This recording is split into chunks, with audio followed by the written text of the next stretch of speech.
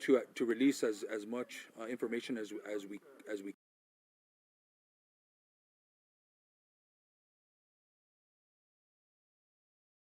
You know, we've struggled to release as much information as we can, as we have. There may be a press release that comes out this afternoon. You know, the search warrant was executed just before 10 o'clock p.m. last night, and so they've been working diligently through the night and starting again in the morning to completely process the scene. And so we're still in the preliminary steps of the investigation. There's not a lot of new information that's available, but you know, we will try to include that in our press release this afternoon as soon as the investigators hopefully are finished processing the scene.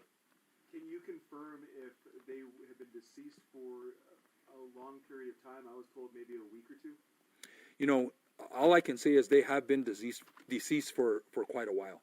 You know, that's a determination that's better suited for OMI and the experts, but it sounds like they had been deceased for a while, and I don't want to take a guess in reference to how long that was.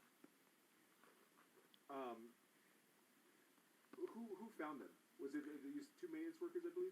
So, from what I understand, there was a gentleman that was doing some pest control work that had gone to the Hackman residence, and he noticed that they weren't home, which was odd, I guess, as far as he was concerned.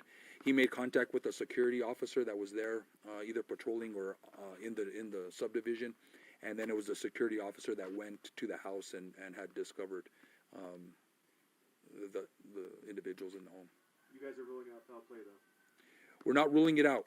What I did state was there was no obvious sign or indication of a foul play. There was no immediate sign of foul play.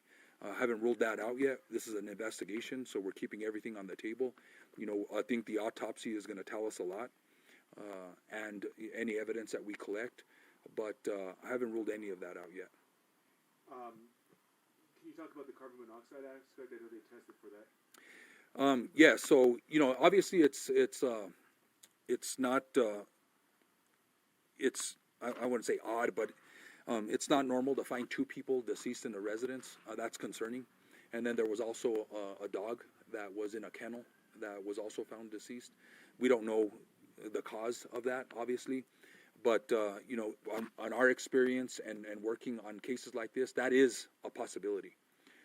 Because of that, we called in the fire department, we called in P&M to go through the house, do some testing to figure out if it was even safe for our officers to go in and process the scene and execute the warrant. They stated that it was safe. You know, I don't have the details of exactly what they located or what they didn't locate. It was determined that it was safe. We had been going in and out of the house. I don't know if that affects, you know, if there was a concentration of any gas, including carbon monoxide. So, you know, that's yet to be determined. What did they say to you that the front door was open when the bodies were discovered? Yeah, they were home. So, you know, I don't know if that was, if it was left ajar. There was no indication of a struggle. There was no indication of anything that was missing from the home or disturbed. You know, that would be indication that there was a crime that had occurred. There was no indication of that.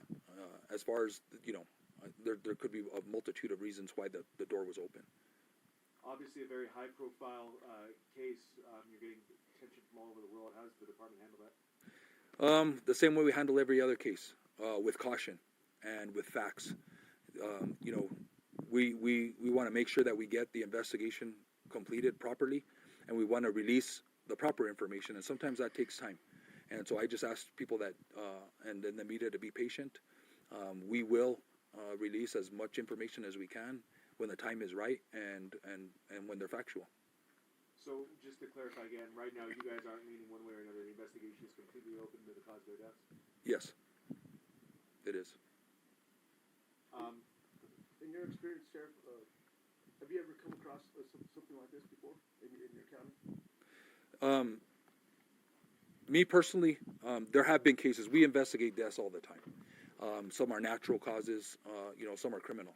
And so, you know, we have a great investigative team, and I can guarantee you that they're going to work this case. They're going to look at every aspect and try to figure out the exact cause. And I think the autopsy is going to be key, and the toxicology. But again, in my experience, that could take a while. And so I just ask that people be patient. There's rumors and people, I think, coming to their own conclusions. And I just say, just wait for the facts. There were 2 other dogs found at the home alive, correct? Yes. Where were they found? Well, they had access to in and out of the house. Obviously, the door was open. I don't know, again, the reason for that. I think there was a dog door where they had access to come in and out of the house. So they had access in the house. The other dog didn't. He was in a kennel or a crate, however you want to explain that. It's concerning that everyone in the house, including the dog, is deceased. Do you know the last time that anybody heard from Hackman or his wife? We're still trying to make that determination. The pills that were found next to his wife, those were prescribed to her? I don't know that off the right now. I know that there was some pills that were located. I don't know. I won't comment on what they were exactly. That information will be passed to OMI, so that'll help them make the determination. And so I don't have the exact information on the pills right now. Is there still an investigation going on at the scene? Yes. Any anticipation on how long that'll take? However is necessary. However much time is necessary. We want to do a complete and thorough investigation. So